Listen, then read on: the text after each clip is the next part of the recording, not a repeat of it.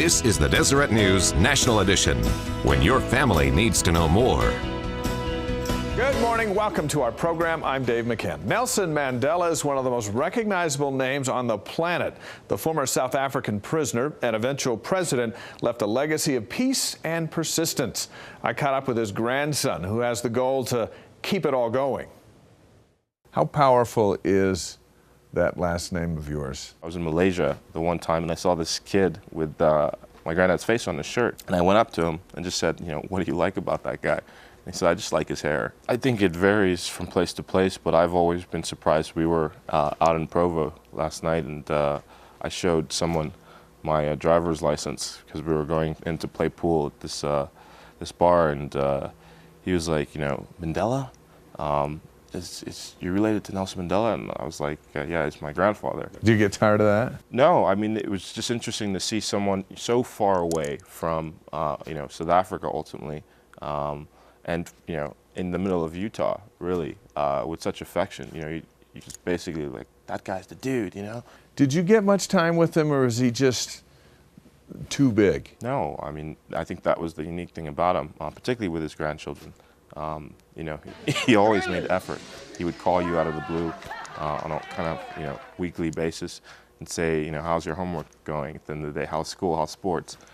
He'd invite you over for dinner. Best advice your grandpa ever gave you? I don't know if it was necessarily advice. I think it was just his character and his mannerisms. I think that was the biggest thing that I took away from him. I think my granddad held a very unique philosophy, ultimately, that one could be young at heart as long as they kept their mind young. Kwaku spent his younger years growing up in New England, in circumstances light years away from what his grandfather faced in South Africa.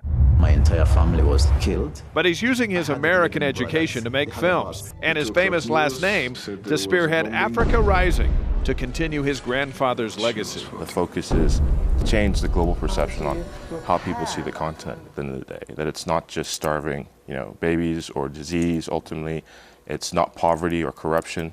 That there are actually immense developments taking place. What are the biggest misperceptions do you think Utahns might have when they think of Africa? One is, you can't do business on Africa. That Africa is this dark continent. It's quite foreign.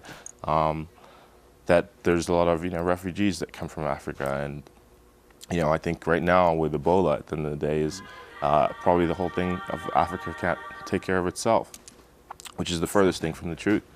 There's 53 countries in Africa ultimately. There's just under 1 billion people there. Through his films, Mandela is trying to educate the outside world about Africa and Africans about the outside world, including Utah. Firstly, they do know about Utah. I think everyone knows about Utah Jazz and Karl Malone, John Stockton. But beyond that, I think they look for America to inspire. So if Karl Malone and John Stockton got the band back together, went to Africa to play, people would show up? Oh yeah, for sure. They definitely show up. A lot of folks around here would like to see that band back together.